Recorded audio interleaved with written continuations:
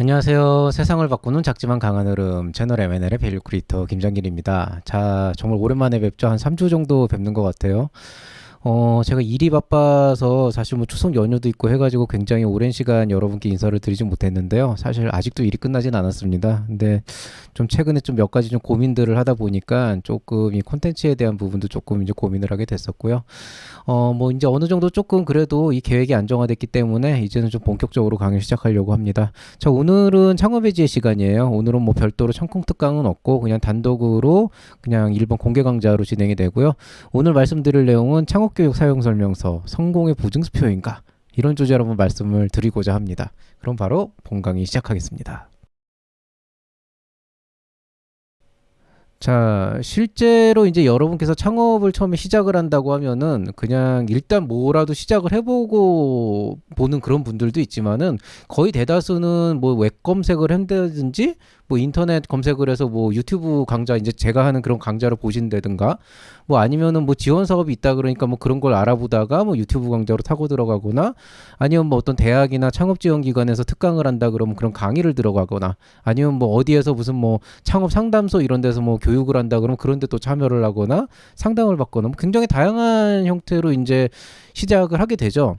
근데 이제 그 중에서도 이제 최근 한 몇 년 동안에 우리나라에서 굉장히 많이 발전한 것 중에 하나가 이제 창업 교육인데, 근데 한번 그런 고민들을 해보신 적이 있었을 거예요. 과연 이 창업 교육이라고 하는 게 얼마나 도움이 될 것인가. 근데 사실은 저는 창업 교육자가 맞아요. 왜냐하면은 저는 여태까지 굉장히 많은 그 창업에 관련된 뭐 교육이나 컨설팅이나 아니면 기타 이제 여러 가지 심사나 굉장히 다양한 활동을 했었고 그 아이덴티티를 찾기까지가 굉장히 오래 걸렸지만은 제 스스로가 창업 교육에 대한 정의나 가치에 대해서 많은 고민을 하고 있지만 결과적으로 저는 창업 교육이라고 하는 그 부분만 파기로 했거든요. 그렇기 때문에 제가 개인 상담이나 이런 것들을 하지는 않는 거예요. 물론 지금 현재 이제 학교에서 하는 일이야 일이니까 그쪽으로 하는 거지만 개인적으로 제가 뭐 특정인을 대상으로 해서 뭐 어떤 뭐 비용을 받고 뭐 컨설팅을 해준다든가 이런 거는 안 하거든요. 뭐 원래부터 안 했지만은 근데 이 교육이라고 하는 거를 사실 이렇게 창업 교육자라고 제가 남들한테 당당하게 얘기를 하지만은 그렇게 말하는 저로서도 이 창업 교육의 본질이 무엇인가에 대해서는 여전히 고민이 있어요. 여러분들도 그런 고민 아마 했을 거예요. 그러니까 일단 교육을 듣긴 듣는데 듣는 이유가 뭐냐는 거죠, 일단은. 그럼 대부분의 시장은 똑같아요. 왜냐하면 내가 창업에 관심은 있는데 사실 어떻게 해야 될지도 모르거든요. 솔직히 뭐 비즈니스 모델, 특허, 뭐 아니면은 뭐 무슨 뭐 시제품 제작 그걸 몰라가지고 창업을 못한다? 그건 아니죠. 왜냐하면은 창업 교육이라는 게 생긴 지는 한 3, 4년 정도밖에 안 됐고 뭐 더 오래 한다 그러면 지역적으로 뭐 한 7, 8년 된 데도 있긴 하지만 그렇지만은 정말 보편화된 거는 불과 한 3, 4년 정도밖에 안 됐고 실제로 실전 창업 교육이라고 하는 중기부의 어떤 지원 사업은 올해부터 시작했단 말이에요. 작년인가? 그 얘기는 이제 무슨 얘기냐면은 거의 대다수의 과거의 창업자들은 뭐 교육이나 무슨 뭐 특강이나 컨설팅이나 이거 없이 그냥 냅다 시작한 분들이 많단 말이에요. 근데 그렇게 시작하신 분들이 지금 보면은 막 몇 년 만에 막 엑시트하고 뭐 어디에 막 얼마에 뭐 나가고 막 이런 성공 사례들을 만들어내잖아요. 그렇게 따지면은 교육이라고 하는 게 과연 왜 필요한 거냐는 거죠. 그러니까 어떻게 시작해야 될지 모르기 때문에 그 방향성을 알기 위해서 한다. 그거는 여러분 스스로의 이유지만은 그 자체가 어떤 창업 교육의 본질이 되진 않는다는 거죠. 근데 뭐 일단은 창업교육에 참석하시는 분들은 대부분 목적은 다 똑같을 거예요. 어쨌든 내가 창업을 하고 싶은데 그 관심을 가지고 뭔가를 해보려고 하다 보니까 도대체 무슨 아이템을 잡아야 될지도 모르겠고 소비자는 또 이거를 팔릴지 안 팔릴지도 모르겠고 내 시간에 얼마를 할애해야 될지도 모르겠고 돈은 어떻게 구해야 될지도 모르겠고 뭐 당장 이럴 거면 그냥 뭐라도 당장 팔아보고 시작해야 되나 싶기도 한데 또 지나고 나서 보면은 아 그래도 뭔가 좀 알고 시작하면 좋지 않을까 주변에 창업하는 사람들 얘기 들어보니까 좀 준비 좀 잘하고 시작해라 이런 얘기를 많이 하는데 그냥 무턱대고 시작하는 것보단 그래도 좀 어디선가 교육을 좀 들어보고 시작하면 되지 않을까? 거의 대다수가 그렇게 하면 시작을 하실 거예요. 혹은 이제 사업을 하시다가 어느 순간에 스스로의 어떤 한계점이 부딪혔을 때 이거를 좀 어떻게 접근하면 좋을까? 이런 고민으로 이제 교육의 어떤 장을 찾으시는 분들이 있죠, 실제로. 자, 그런데 문제는 뭐냐? 창업 교육을 들으면 모든 고민이 해결이 됐냐는 거죠. 그러니까 교육 한번 듣고 났더니, 그러니까 그런 분들은 많아요. 자, 뭐가 됐던 뭐 실전 창업 교육이 됐던 아니면 뭐 서울대학교에서는 무슨 뭐 특강이 됐건 아니면 다른 어떤 기관에서 하는 무슨 뭐 정규 창업 프로그램이 됐건 창업 프로그램 참여를 하고 나면은 그래도 공부를 많이 했고 나름대로 모르던 걸 알게 돼서 좋았다. 그렇게는 얘기를 해요. 그리고 실제로 우리 학교에서 하는 창업교육은 굉장히 퀄리티가 높기 때문에 다른 데는 전 몰라요. 안 들어봤으니까. 예. 어쨌든 굉장히 퀄리티가 높기 때문에 도움은 분명히 된다는 거죠. 근데 그게 과연 여러분이 창업을 하고자 하는 모든 것들에 대한 고민을 해결해 주냐 그러면 거기에 대해서는 어느 누구도 뚜렷하게 얘기를 못해요. 심지어 제 후배 중에 한 명은 예비 창업 패키지 되고 나서 되게 열심히 교육이나 컨설팅 다녔다 그래서 제가 까놓고 물어봤거든요. 야, 그거 좀 도움은 되디? 그러니까 그 친구가 저한테 싹 웃으면서 했던 얘기가 형 아시잖아요. 그냥 한 10번 정도 들으면 한 번 정도 좀 도움되는 거 있어요. 나머지는 다 그냥 비슷비슷한 얘기들 하고요. 뭐 사실 뭐 그렇긴 하죠. 뭐 특허 강의 들으러 가면 결국에는 뭐 지식재산권 중요하다는 게 핵심인 거지. 거기에서 조금 플럭추에이션이 있을 뿐이지 뭐 지식재산권은 세상 쓸데없는 거니까 하지 마 이런 식으로 강의하는 사람은 없거든요. 실제 중요하기도 하고요.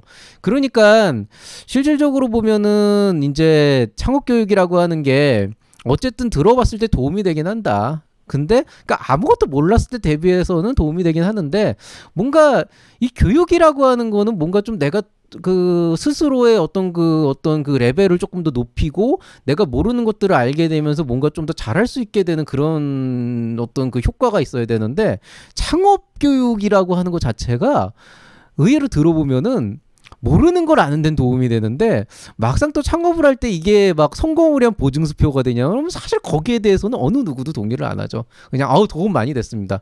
이게 없었으면 제가 좀 더 헤맬 수 있었는데 이것 때문에 좀 더 생각을 정리할 수 있었습니다. 이 정도 얘기는 하게 되는 거죠. 저는 창업 교육자라고 당당하게 얘기를 하기 때문에 이런 허와실에 대해서는 분명히 저는 짚고 넘어간다고요.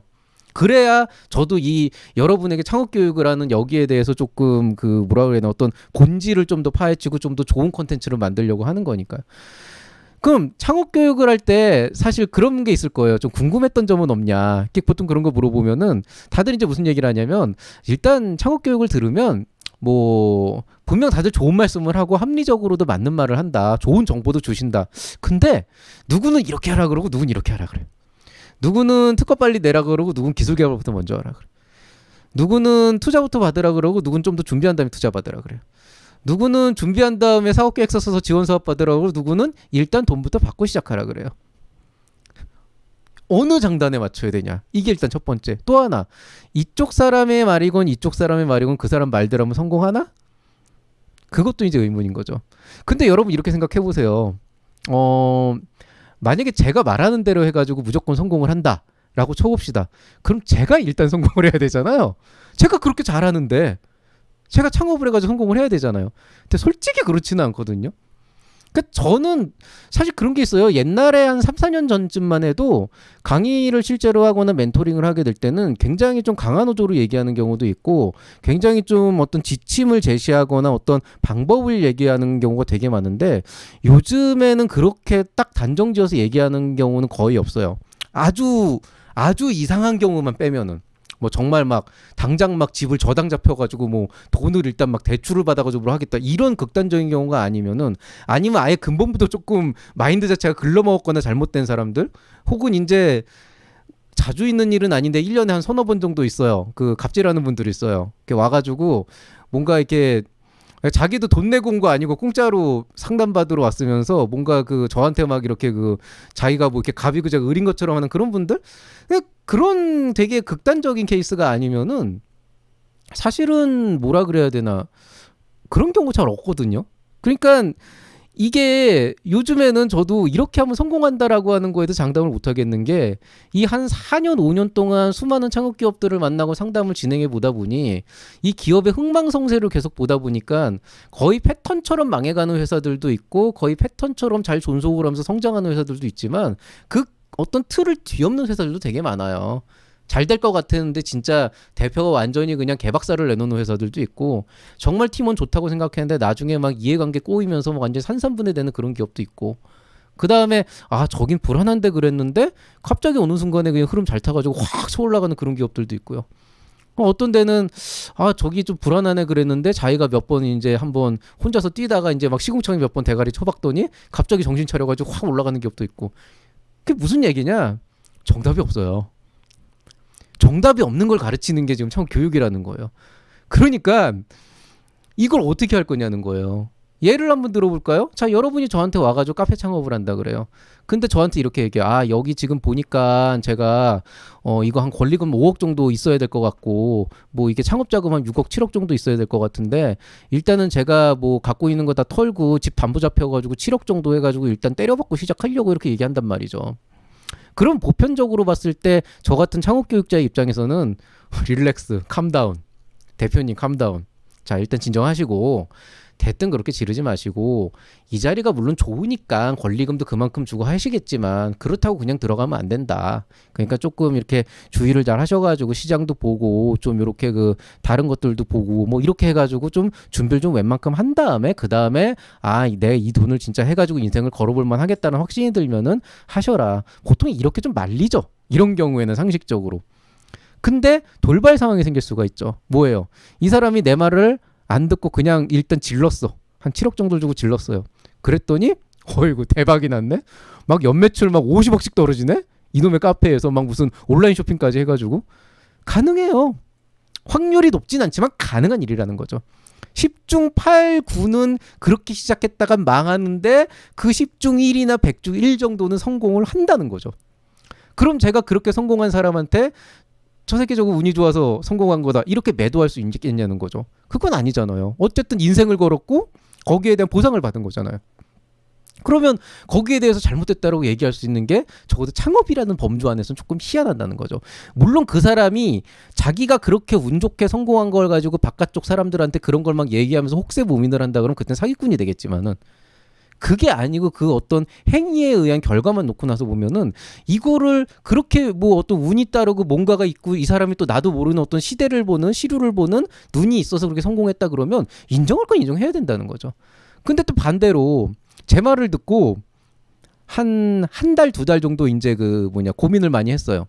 고민을 많이 하다가 이제 확신이 됐다. 진짜 해야겠다 하고 딱 들어가려고 했는데 그 사이에 집값이 올라가지고 땅값이 올라서 여기가 10억이 됐어. 그래서 못 들어갔어.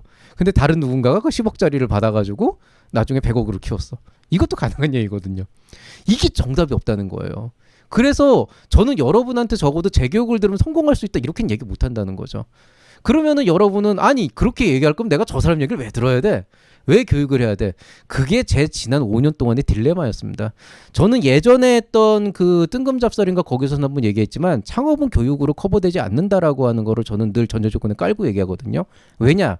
창업이 교육으로 커버가 될 수 있고 그 창업을 교육으로 성공을 이끌 수 있다 그러면 얘기했잖아요. 제가 지금 이미 사업을 해서 성공을 해가지고 한 몇천억 몇백억 막 몇 조 정도 되는 기업에 총수가 돼 있겠죠. 근데 아니거든.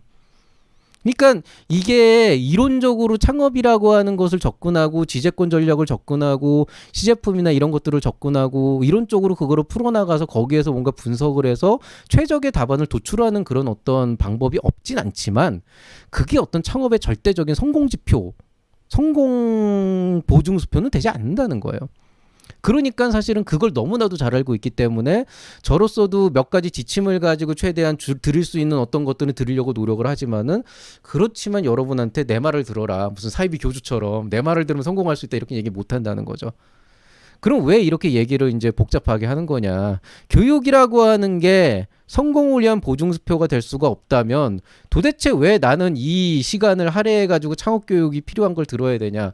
여러분도 할 수 있습니다라고 하는 어떤 인커리징을 하는 얘기를 들어서냐. 아니면 어떤 뭐 사업계획서 쓰는 법 정도 해가지고 뭐 5천만 원 1억 원 꼴랑 그거 받으려고 막 사업계획서 쓰는 거 배우려고 하는 거냐. 아니면 사업하는 법을 배우려고 하는 거냐. 정답이 없다고 얘기하는 사람한테 내가 들을 게 뭐냐.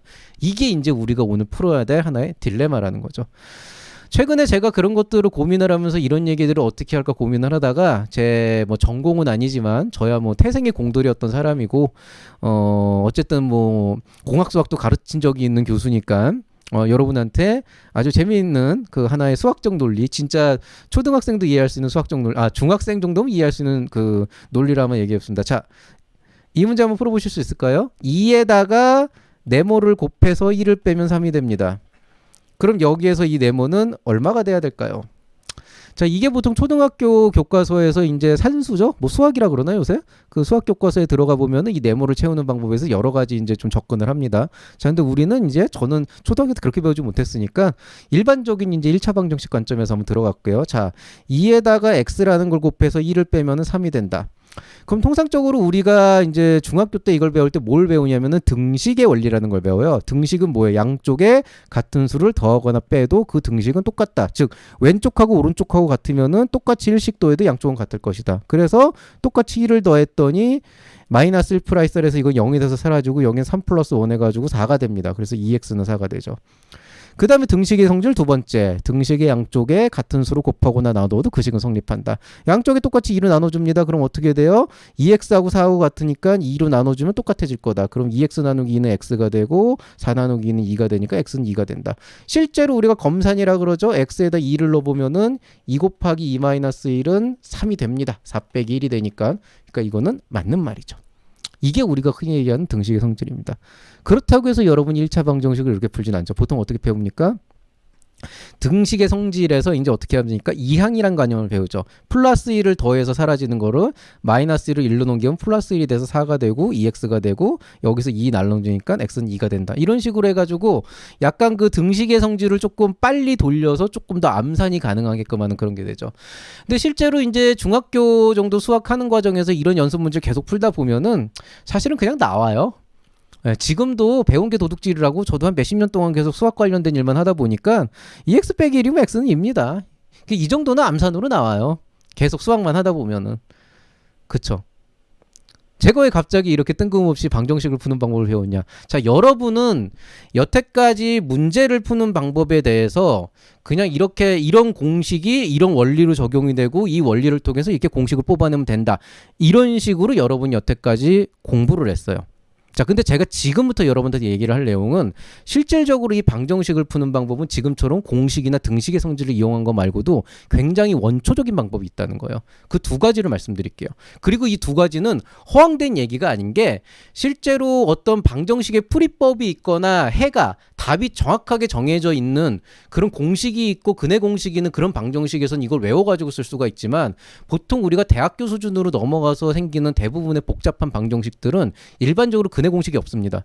그래서 풀이 방법이 있고 그 풀이 방법으로도 안 풀리는 방정식은 굉장히 무식하면서도 그 시간과 노력을 들여서 푸는 경우가 있는데 그 기본적인 원리를 가르쳐 드릴게요. 자, 똑같은 문제를 푸는데 어떻게 푸냐?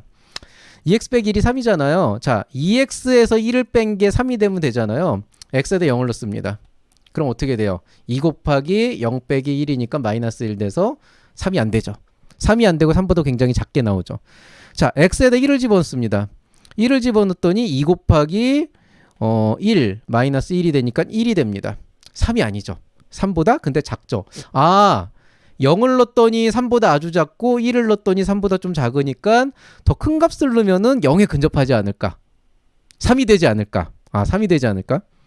자, 그래서 이제 어떻게 하냐면은 3을 넣어봅니다. 3을 넣어봤더니 2 곱하기 3 빼기 1에서 6 마이너스 1이니까 5가 됩니다. 이건 또 3보다 엄청 커졌어요. 그럼 뭐예요? 아, 1을 넣으면은 3보다 작고 3을 넣으면은 3보다 커지니까 그 중간값 좀 넣어보면은 3이 되지 않을까 해서 한 2 정도 일단 두드려 맞춰 넣었더니 이제 3이 나옵니다. 그래서 x는 2가 답입니다. 이게 굉장히 단순한 논리인 것 같은데 이거를 이제 그래프로 해가지고 복잡 다단한 식을 직접 풀 때 써먹으면 이게 흔히 우리가 수치 해석에서 쓰이는 이터레이션이라고 하는 가장 고전적인 수학의 원리가 되는 거예요.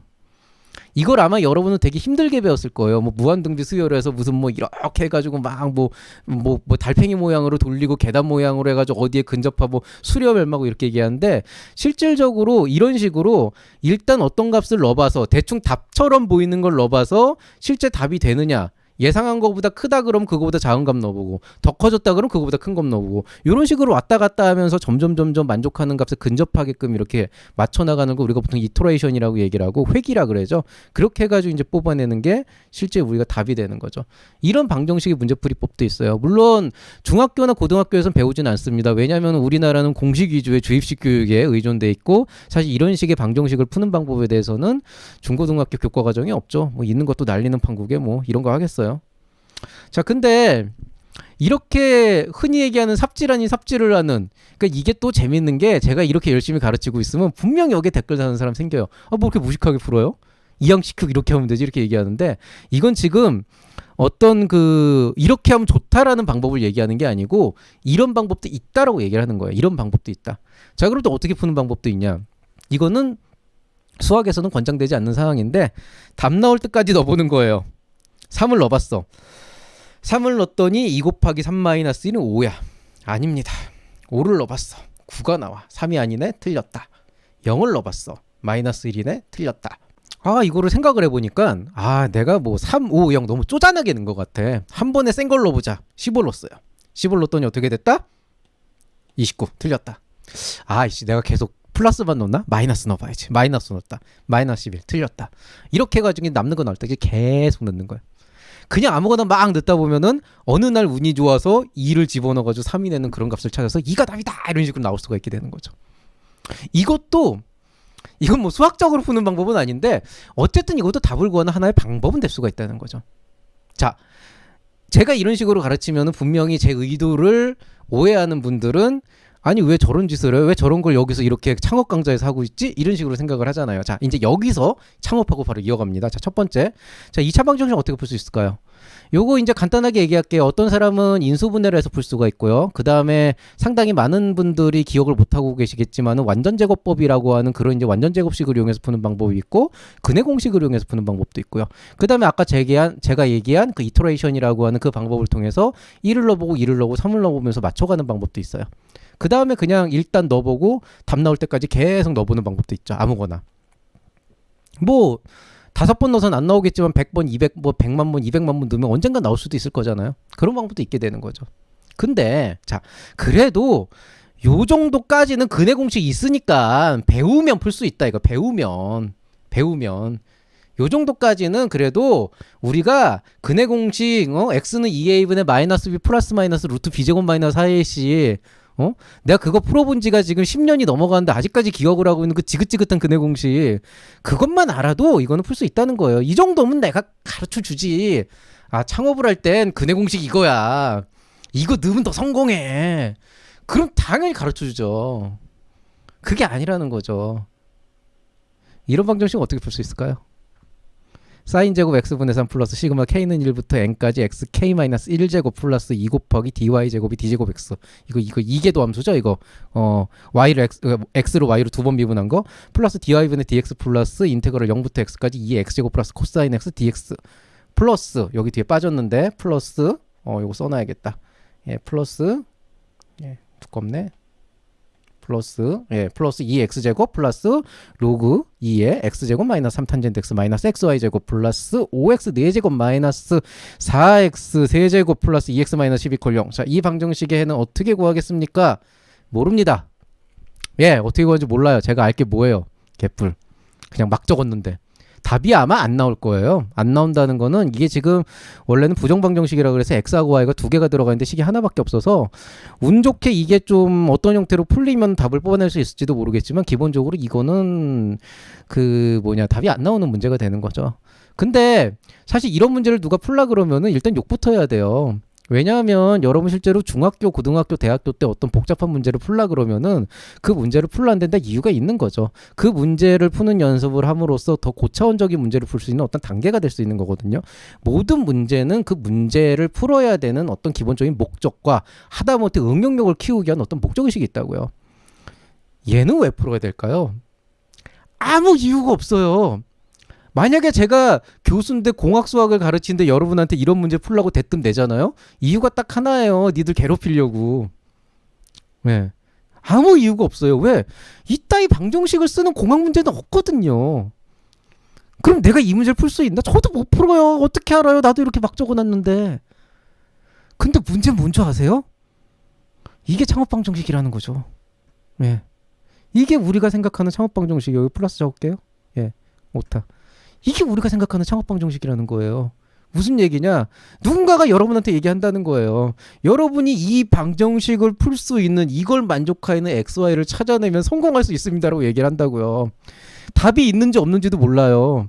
어느 순간이 되면은 내가 이거를 왜 풀고 있어야 되나? 도대체 내가 이 무슨 말도 안 되는 짓거리를 하고 있는 현타가 온다고요. 이런 문제 풀다 보면은 애초에 이 정답 찾는 게 의미가 있는지도 모르겠어. 그냥 안 풀고 그냥 회사 다니는 게 나을 것 같아. 아니면 그냥 이건 이터레이션도 안 돼. 그냥 일단 1이라고 놓고 풀어보자. 그냥 이렇게 생각하는 거야. 방법은 있지. x에다 0을 넣으면 안 돼요. 왜 분모에 0이 있으니까 이건 0은 답이 아니고. 그러니까 0이 아니라는 건 알겠어. 그러면 그냥 1이건 이건 뭐 아무거나 넣어보고 시작하는 게 맞을 수도 있다는 거죠. 그러니까 여러분이 왜 창업에 정답이 없다라고 제가 얘기를 하냐면은요. 정답이 있을 수 있는데 있을지도 모르는데 이걸 풀어서 나오는 정답이면 우리가 이 지랄을 왜 하냐 이거지 사실은. 그러니까 여러분이 창업을 녹록하게 생각하지 말라고 하는 게 여러분 창업이 물건 팔아가지고 뭐 하고 하는 자 비즈니스 모델 시제품 만들기 마케팅 인력 고용 자금 조달 투자 유치 이 하나하나의 항목이 다 그런 거라는 거예요 지금. 근데 이거를 다 조합하는 하나의 완벽한 솔루션을 찾으면 다행인데 보통은 못 찾고 간다는 거죠. 그럼 이거는 어떻게 되는 거니? 교육을 안 되는 거죠. 근데 이게 과연 의미가 있을까를 보게 되면은 그럼 어차피 못 푸는 건 그럼 왜 교육을 해요? 또 이렇게 얘기가 나오잖아요. 왜 교육을 할까요? 확률을 높이는 거예요. 그리고 적어도 제가 아까 얘기했잖아요. 여기에 0을 넣으면 안 된다는 거 정도는 알잖아요. X에 0이 들어가면 이건 무조건 안 되는 거잖아요. 그 정도는 제낄 수가 있다는 거지. 누가 봐도 이거는 절대 하면 안 된다. 리스크가 너무 크고 진짜 이거는 미친 짓이다. 이 정도는 걸러낼 수 있다는 거죠. 그러니까 보통 우리가 이런 창업 방정식의 해를 구하는 형태의 이런 우리가 그 수업을 한다는 거는 이 창업 교육이라는 건 이 방정식을 풀기 위한 어떤 정답을 제공할 수는 없지만 적어도 사인 제곱 x분의 3이 어떤 의미고 시그마가 어떤 의미고 이 2궤도 함수 1궤도 함수가 어떤 의미고 인테그랄이 어떤 의미고 2x 제곱 로그 2 뭐 xy 제곱 이런 것들이 어떤 의미가 되는지는 하나하나 짚어드릴 수 있다는 거죠. 예? 투자 유치, 뭐 시제품 제작, 투자 유치 시제품 제작 뭐예요? 그 다음에 뭐 비즈니스 모델, 뭐 마케팅, 뭐 영업 이 요소 하나하나들을 배울 수 있고 지재권까지 이런 것들을 조합하다 보면은 정답은 못 찾아도 0이 되는 XY 값을 정확하게 못 찾아도 0에 근접한 뭐 0.3이나 0.7이나 아니면 그건 진짜 다행인 거지. 그건 대박인 거지. 하다못해 뭐 한 10 아니면 뭐 20 요 정도 차이 나는 것까지만 근접해도 여러분의 그 창업이 성공 가도에 거의 가까워질 수도 있고 그게 아니더라도 적어도 내가 이거에다가 숫자를 집어넣었을 때 뭐 10만이나 100만 정도 되는 그런 극악의 상황 정도는 피할 수 있을 테니 여기다 X 0 넣으면 안 되는구나. 뭐 다른 거 넣으면 큰일 나겠구나. 이 정도만 알고 있으면 아예 저 안드로메다로 가 있는 그런 종류의 말도 안 되는 솔루션을 찾지는 않을 테니까 그 방향성 정도는 잡는다는 데 의미가 있게 되는 거죠. 근데 문제는 그 방향성을 잡는 건 제가 해드릴 수 있지만 그 안에서 실제로 이 0이 아니고 10 정도에 가깝게 갈 거냐 100 정도에 가깝게 갈 거냐 아니면 1000 정도에 갈 거냐 1 정도에 갈 거냐 0.1 정도에 갈 거냐는 이것만큼은 여러분이 사실은 스스로 찾아나갈 수밖에 없다는 거죠. 왜냐하면 이 창업은 또 몸으로 때워야 되는 게 있으니까요. 그래서 제가 이제 여론하게 말씀드린 창업 방정식이라고 하는 거는 방향성을 잡고 아까 얘기했듯이 뭔가 좀 리스크를 줄일 수 있는 어떤 그런 요소들 그리고 그런 방법들을 가르치기 위해서 창업 방정식에 답을 내는 법, 답을 알려드리는 게 아니고 답을 알기 위해서 나는 어떤 것들을 이해해야 되고 어떻게 접근해야 되고 어떤 고민을 해야 되는가 그런 것들에 대한 것들이 사실 교육으로 풀어나가야 된다는 거죠. 자, 말은 번지를 하는데 실제로 여러분이 창업을 어떻게 하는지 한번 알아볼까요? 아주 간단합니다. 자, 여러분 카페 창업을 합니다. 커피숍을 내요. 자, 이 커피숍을 내는데 2x-1 = 3이라는 방정식과 한번 대응을 해보겠습니다. 이렇게 창업을 하시는 분이 있어요. 3 넣어봐서 아닌 거 확인하고 5 넣어봐서 아닌 거 확인하고 0 넣어봐서 아닌 거 확인하고 15 넣어서 아닌 거 확인하고 마이너스도 아닌 거 확인해보고 눈을 가리고 화살을 막 던져서 과정에 맞을 때까지 성공하는 경우들. 아닐 것 같죠? 예? 그냥 이 식만 보면은 야 어떤 바보 같은 놈이 이런 무식한 짓을 하냐 난 저렇게 하냐 난 똑똑하니까 이렇게 생각할 것 같죠? 진실은 뭔지 아세요? 여러분 카페 창업할 때 똑같아요. 어떻게 하는 줄 아세요? 일단 가게를 구해. 인테리어비를 알아보지도 않아. 일단 계약부터 해. 그리고 인테리어비를 알아봐. 어떻게 알아봐야 되면 이렇게 알아본다고. 아니면 일단 프랜차이즈 교육 창업 그런 데 가는 건 그나마 다행인 거지. 일단 보니까 저게 잘 팔거든. 가서 물어봐. 얼마 들었어요? 아, 저 인테리어 5천만 원 하고 뭐 이거저거 해서 이렇게 들었어요. 그 5천만 원 이제 저당 잡히는 거야, 이제. 대출 받아가지고 대뜸 이제 근처에 샵 아무나 구하는 거지. 목이고 뭐 몰라, 그냥. 구한 다음에 이제 카페를 만들어. 커피를 만들어. 그게 파는 거죠. 안 팔려. 맛이 없나? 너무 비싼가? 난 박리담회를 해야겠다. 그래가지고 원가 500원 남기는 걸 100원만 남기고 더 싸게 팔어. 처음에 사람들이 좀 사가지. 근데 근본적으로 뭐가 문제인지 몰라요. 근데 사람들이 또 안 사가. 그럼 이게 좀 뭐 커피가 인기가 없나? 머핀을 팔아야겠다. 그 머핀을 또 어디다가 또 한 거 배워가지고 오븐 들여놓고 돈 쳐들여서 한단 말이야. 그래가지고 나누는데 한두 명 사먹는데 팔질 않아. 근데 어떤 사람이 와서 와플 안 팔아요? 그렇게 물어봐요. 와플이 필요했었구나. 와플 기계 사가지고 와플 샥 굽는 거야, 이제. 구워가지고 이제 팔기 시작해. 그 와플 안 팔아요 하는 사람은 한 번 와가지고 너무 좋다 맛있다 그래놓고서 두 번 다시 안 와. 그리고 이제 나는 이제 나락으로 떨어지는 거죠. 3 넣어봐서 안 되고 5 넣어봐서 안 되고 0 넣어봐서 안 되고 그 다음에 여러분 어떻게 하는 줄 아세요? 15를 넣어요. 어떻게 합니까? 5천만 원 너무 작았어. 이 사업은 돈 놓고 돈 먹기야. 한번 때려 박아야 돼. 1억을 때려 박습니다. 그냥 인테리어 끼깔나게 한번 리모델링하고 막 알바 비싼 애들 쓰고 막 기계 최신형으로 들어놓고 커피만 너무 맛있게 최고급 들여놔가지고 막 한다고 이거. 사람들이 안 와 그래도. 왜 안 오는지 몰라. 처음에 호기심이 왔는데 그 다음부터 안 와. 그럼 이제 내가 너무 좀 무리하게 했나? 뭔가 좀 기본부터 돌아가야 되나? 마이너스 5를 집어넣는 거지 이제 그때부터. 나는 이제 기본만 하겠어. 다시 나는 아메리카 하나만 제대로 하겠어. 아니면 뭐 드립커피만 전문적으로 하는 뭔가가 되겠어. 그래가지고 이제 판단 말이에요. 근데도 사람들이 안 오네? 그럼 어떻게 되는 거예요? 이제 가산 탕진하고 이제 심플자 되는 거라는 거죠, 이게.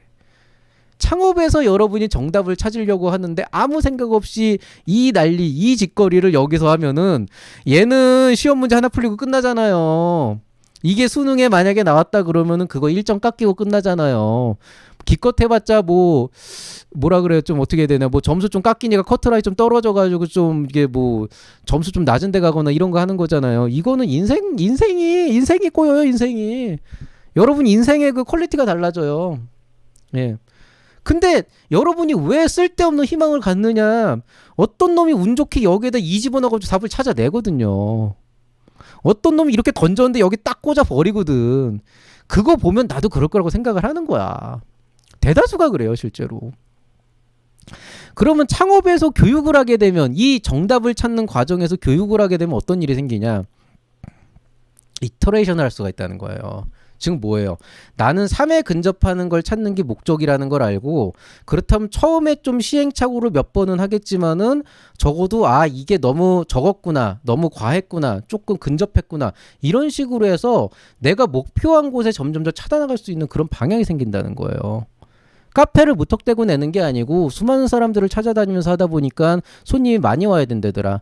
또 이제 카페 창업을 한 분들에게 막 조언을 얻어보니까 나는 그냥 우아하게 에스프레소만 내리면 되는 줄 알았더니 진짜 그 인테리어부터 배관부터 모든 거를 다 해야 되고 사람 고용해가지고 알바들을 어떻게 해야 되고 월급은 어떻게 줘야 되고 임대료는 어떻게 내야 되고 시설은 어떻게 해야 되고 그런 그 자잘한 것들을 하나씩이라도 배우면은 적어도 여러분이 실제로 시작을 했을 때 그 모범 답안을 지키지 못하더라도 이런 문제가 이 사람이 그래서 이런 얘기를 했구나. 지금이라도 고쳐야지 하면서 조금씩 수정을 해나가면서 여러분 스스로의 노하우를 쌓아간다고요.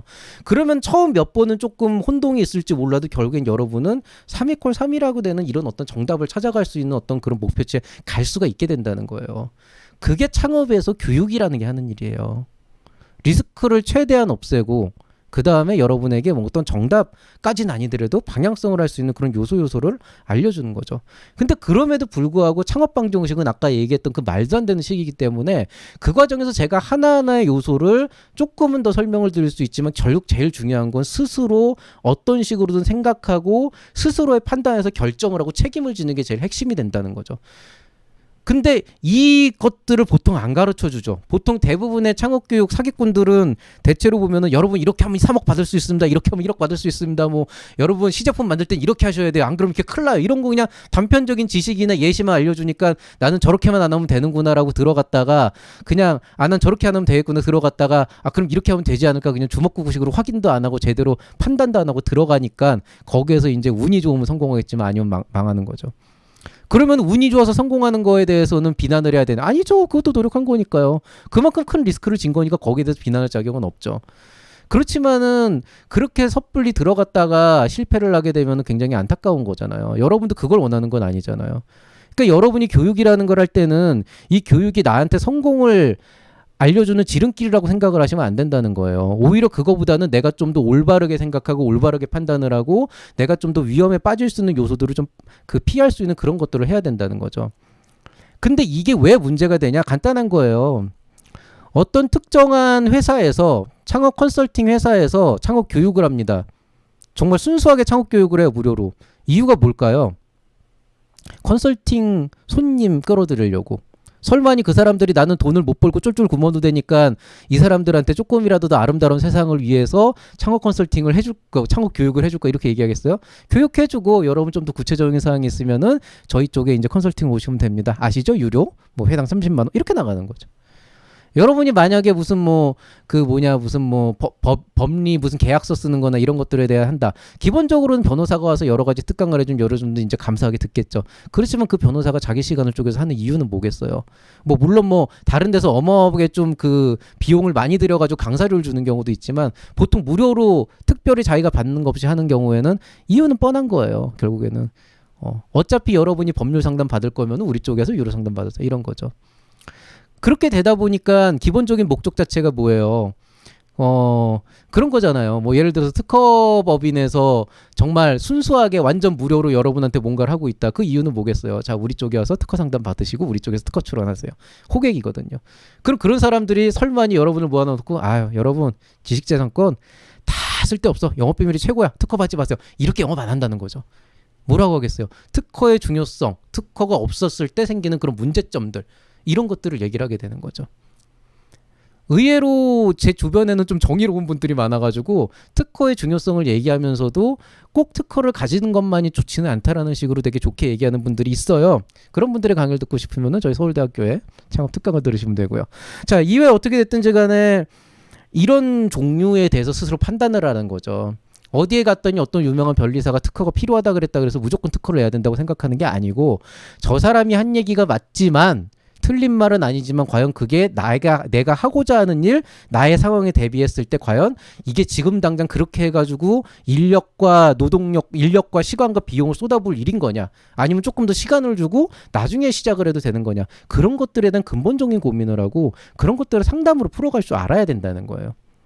그런 것들이 일단 첫 번째인 거죠. 그리고 재밌는 게 있어요. 예를 들어서 특허 하나 안 내고 영업비밀만 가지고 성공해서 노하우를 갖고 성공한 회사의 사장님은요, 여러분한테 조언을 해줄 거예요. 야, 특허 안 내도 돼. 영업비밀이 최고야. 이렇게 얘기할 거예요. 코카콜라 사례 들면서. 근데 그냥 이렇게 열심히 사업하다가 한번 특허 분쟁 한번 빡시게 당해가지고 한번 소송까지 해가지고 팬티 한 장까지 털려본 그런 사장님들은 여러분 만날 때 뭐라고 하겠어요? 당연히. 야, 너 이거 기술 이거 무조건 지켜야 될 때 특허부터 내고 시작해. 이렇게 되는 경우가 많은 거죠. 그래서 이게 생각보다 되게 골치 아픈 이슈예요, 실제로는. 그래서 우리가 뭐 특허 전략이네 무슨 전략이네 이런 게 있는 거고 꼭 특허뿐이 아니고 비즈니스 모델 뭐 아니면은 뭐 시제품 제작 뭐 아니면 뭐 이런 여러 가지가 다 똑같다는 거예요. 지금 제가 있는 서울대학교 공과대학에서 지금 일반인들 대상으로 해서 그 온라인으로 지금 그 공개 강좌 열고 있습니다. 그 제가 여기서 홍보를 안 했었는데 늦게라도 참여하시면은 저희 쪽에서 저희가 하는 그런 강좌들 들으실 수 있는데 그걸 보시면은 아마 아시겠지만은 절대로 저희는 무조건 특허 내야 된다, 무조건 뭐 영업비밀 지켜야 된다 이런 식으로 하진 않아요. 현실적인 관점에서 어디까지를 내가 마음속에서 생각을 하고 선을 그어야 되는지를 얘기를 해줘야 되는 거고요. 저번 주에도 사실은 그 시제품 제작 강의 제가 했었는데 뭐 그런 일이 있었죠. 그래서 창업교육이라고 하는 건 대표자 스스로 판단하고 결정할 수 있는 역량을 키울 수 있도록 하는 게 창업교육의 본질이에요. 그게 지식재산권에 대한 거건 시제품 제작에 대한 거건 회계나 세무에 대한 거건 정답은 없기 때문에 결국은 그 안에서 스스로 어떤 부분에 대해서 내가 감수를 하고 어떤 부분에 대해서 내가 취할 것인가 그런 것들을 명확하게 파악을 하고 거기에서 스스로가 감수할 부분을 감수하면서 결정을 하고 책임을 지는 그 역량을 키워야 되는 거예요. 그게 바로 여러분이 가져야 될 기업가 정신이에요. 기업가 정신이란 무엇인가는 강의를 듣는 게 아니고 이런 여러 가지 토픽을 갖고 있는 창업교육을 계속 들어가면서 여러분 스스로 계속 고찰을 하면서 여러분 스스로가 대표로서의 자각을 하고 회사가 좀 더 안정적인 방향으로 갈 수 있도록 하는 그런 고민을 할 수 있는 그런 능력을 갖춰 나가면 그때 여러분은 제대로 된 기업가 정신을 갖게 되는 거죠. 그리고 여기에 여러분한테 한 가지 조언을 드리자면은 뭐가 있겠습니까? 멘토. 좋은 멘토를 만나십시오. 왜냐하면 여러분이 처음에 수업을 시작을 하게 되면은 그 강의를 받고 진행을 하는 과정에서 스스로 판단하고 결정하는 게 되게 힘들어요. 왜? 아까 얘기했잖아요. 이 사람은 이렇게 얘기하고 이 사람은 이렇게 얘기한다고. 근데 그 안에서 여러분이 어떤 결정을 내리겠어요? 그런 여러분에게 조금이라도 손을 내밀어서 끌어올릴 수 있는 게 멘토라는 거죠. 근데 멘토는 잘 만나야 됩니다. 왜? 어떤 멘토들은 결과적으로 여러분의 그 하려는 일에 숟가락을 얹고 자기가 쪽쪽 뽑아먹으려고 하는 그런 사람들도 많거든요. 그러니까 좋은 멘토를 만나게 하라는 거죠.